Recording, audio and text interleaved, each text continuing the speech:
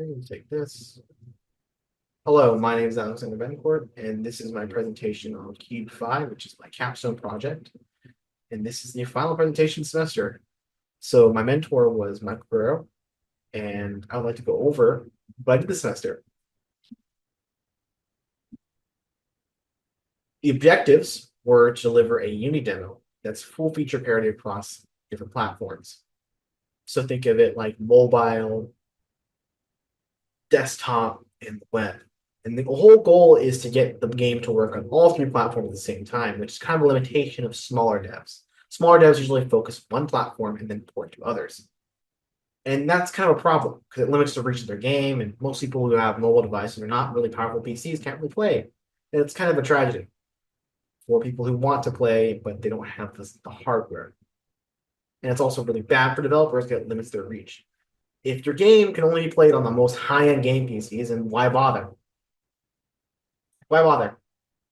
Right? You might as well make it playable everywhere. Web, mobile, and desktop. So anyone can be playing it no matter where they are and what they have.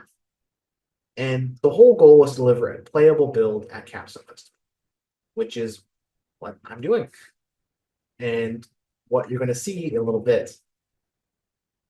The background of this project is that it's basically based off this idea that there's kind of this purgatory that exists between all computers called the Enigma.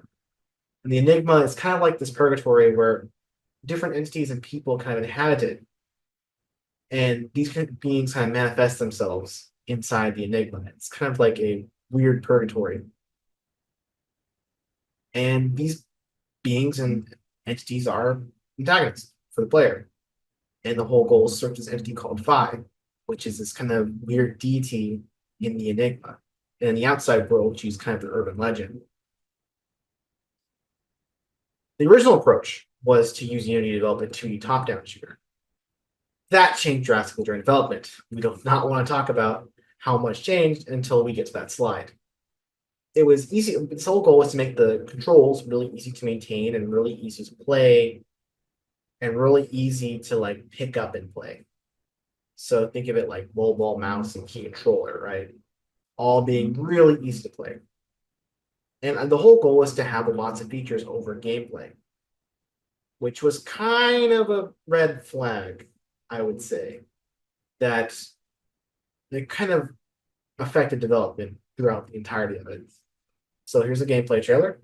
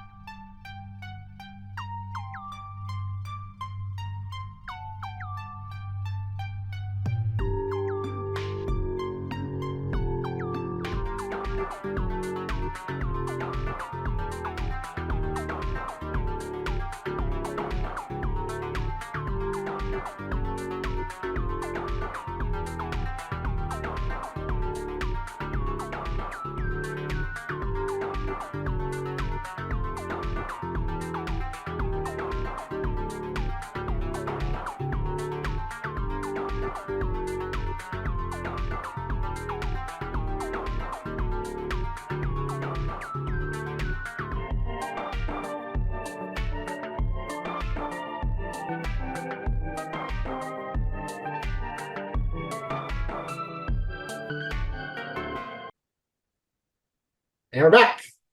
Hopefully you enjoyed it. So its results. Essentially, I created a 2D tower defense game with card randomization mechanics.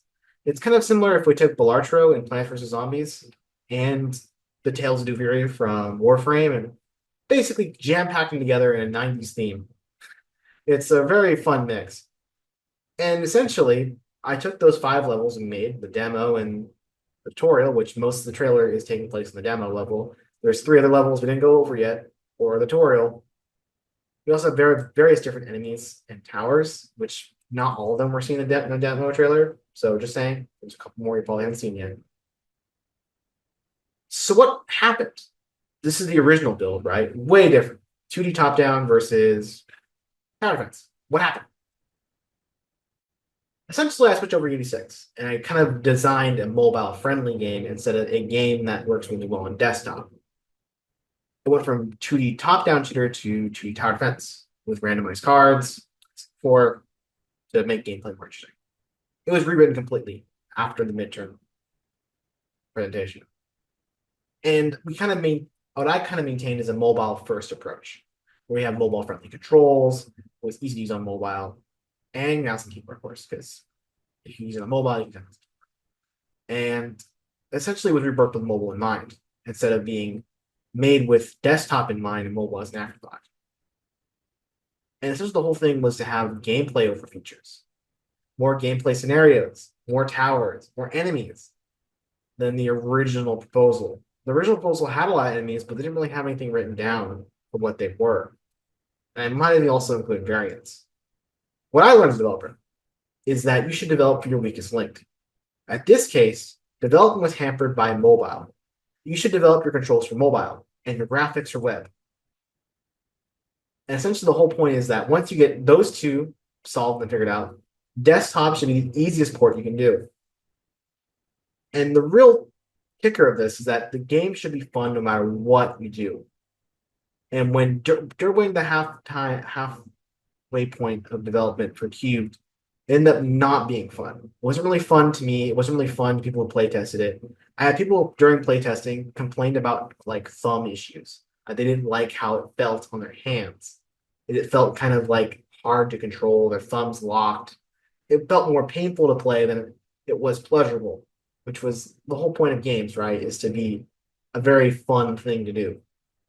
If it wasn't fun to play, then why bother? So essentially, it led us to the kind of rewrite that I did, where I made it more focused on mobile, and it became more fun. People really enjoyed it. People are even asking for updates even after I'm gone. So what's future work looking like? Well, I want to get more platforms out. I want the reach of the game to basically increase. Right now, it's only a small group of people that have been playing the game. They really like it. I would really like to see how it looks on a different scale, on Newgrounds, on Steam, on Epic Games. And hell, it'd be really cool if we get published by Newgrounds. Really freaking cool. Future patches. Well, we want everything from the Capstone that wasn't in to be in the next patch. So essentially, everything that isn't at Capstone Festival will be in the next patch. So we have Dante over here, the next cycle protagonist or antagonist. And right here in the corner, he's going to have his own cycle later on. But right now, it's currently Caliban's cycle. Eventually, we'll have Telesto have his own cycle as well, which are the two antagonists we have planned, free actually. And a Patreon to support the game because development is expensive, but I can live off very little money. So it's better if we have a Patreon where I at least get some reward for doing what I'm doing. So I would like to thank Mike Guerrero for being a very patient mentor toward me. Yes, the rewrite was very hard to pitch to Guerrero, but I really like how he supported me throughout the entirety of it. Yes, he was critical, but to be fair, you need someone with a critical eye to develop a game. I'd like to thank Abner Biblars for lending mobile devices out for development. He lent me 2 Android phones, which are going to be at Capstone Festival, which had demo builds of the game. I'd also like to thank my life mentor, Bill Kearney, for encouraging me to pursue game development as a career. And I wouldn't be here at CSUMB if it wasn't for him. And I'd like to say thank you for listening to me, and I hope you all have a good night. See you soon.